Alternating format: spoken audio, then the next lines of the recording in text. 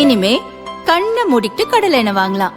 ஏன்னா மந்த்ரா கடலை எண்ணெய் இதயத்தின் தயாரிப்பு. வறுக்க பொரிக்க ஏன் எல்லா சமையலுக்கும் மந்த்ரா தான். மந்த்ரா கடலை எண்ணெய், அபார ருசி, ஆரோக்கியமான உடல் நலம். உத்தரப்பிரதேசத்தின் மதுரா மாவட்டம் கோசியைச் சேர்ந்தவர் சந்திரசேகர். மாமிசத்திற்காக பசுக்கள் கடத்தப்படுவது, கொல்லப்படுவதை தடுக்கும் பணியில் தீவிரம் காட்டி வந்த இவரை பர்சா பாபா என்றும் அப்பகுதி மக்கள் அழைத்து வந்தனர். இன்று அதிகாலை 4 மணிக்கு கோசி அருகே சாலையில் சென்ற லாரியில் பசுக்கள் கடத்தப்படுவதாக சந்தேகப்பட்ட பர்சா பாபா அந்த லாரியை நிறுத்தி சோதனையிட முயன்றார். அப்போது பின்னால் வந்த மற்றொரு லாரி மோதியதில் அவர் சம்பவ இடத்திலேயே பலியானார். இச்சம்பவம் பற்றி கேள்விப்பட்ட உள்ளூர் மக்கள் சம்பவ இடத்திற்கு விரைந்தனர். உத்தரப்பிரதேசத்தில் பசு பாதுகாவலர்களுக்கு பாதுகாப்பு இல்லை என கோஷம் எழுப்பினர். அவரது உடலை நெடுஞ்சாலையில் கிடத்தி சாலை மறியலில் ஈடுபட்டனர். அருகில் உள்ள போலீஸ் ஸ்டேஷனை முற்றுகையிட முயன்றதால் பரபரப்பு ஏற்பட்டது.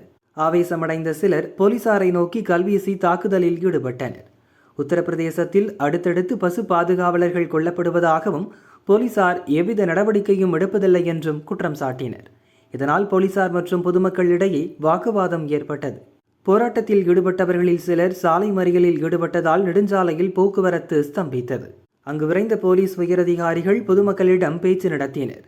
போராட்டம் தீவிரமடைந்ததால் லேசான தடியடி நடத்தியும் கண்ணீர் புகை குண்டுகள் வீசியும் அவர்களை அங்கிருந்து கலைந்து செல்ல வைத்தனர். இதுகுறித்து விசாரணை நடத்திய போலீஸ் எஸ்பி ஸ்லோக்குமார் கூறியதாவது: கோசி நெடுஞ்சாலையில் லாரியில் பசுக்கள் கடத்தப்படுவதாக சந்தேகப்பட்ட ஃபர்சா பாபா ஒரு லாரியை நிறுத்தி சோதனை நடத்த முயன்றுள்ளார். ராஜஸ்தான் மாநில பதிவெண் கொண்ட அந்த லாரியில் மளிகை பொருட்கள் ஏற்றி வரப்பட்டுள்ளன. அவற்றில் பசுக்கள் ஏதும் இல்லை. அதிகாலை கடும் பனிமூட்டம் நிலவியதால் சாலையோரம் லாரி நின்றிருந்தது தெரியாமல் அவ்வழியே வந்த மற்றொரு லாரி நின்றிருந்த லாரி மீது மோதியது. அதுவும் ராஜஸ்தான் பதிவெண் கொண்ட லாரிதான். அதில் எலக்ட்ரிக் வயர்கள் ஏற்றி வரப்பட்டன. இந்த விபத்தில் லாரி அருகே நின்று கொண்டிருந்த ஃபர்சா பாபா சம்பவ இடத்திலேயே பலியானார்.